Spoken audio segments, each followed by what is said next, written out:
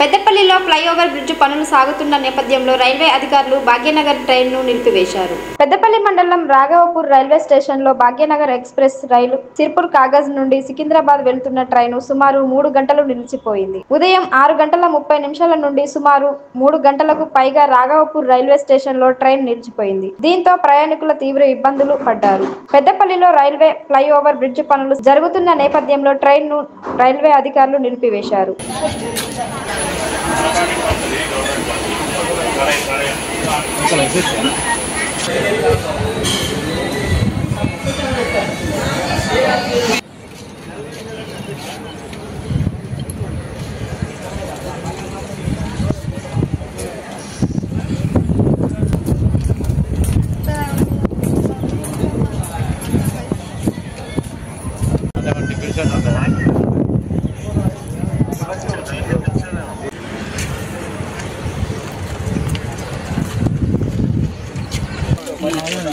మంచి ఫోటో తీసుకున్నా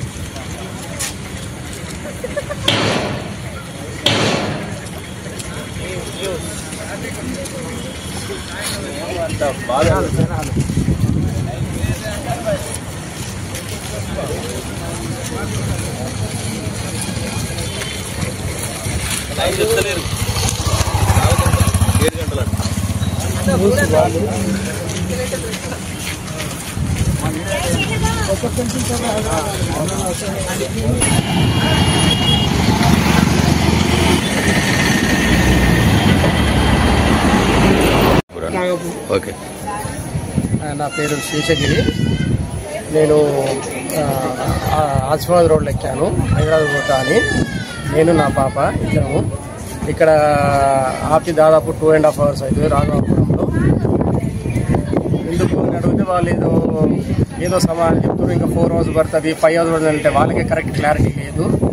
రైల్వే వాళ్ళని అడిగితే, ఆ గార్డ్స్ని అడిగితే ఎప్పుడు పోతుందని కూడా సరిగ్గా చెప్తలేరు.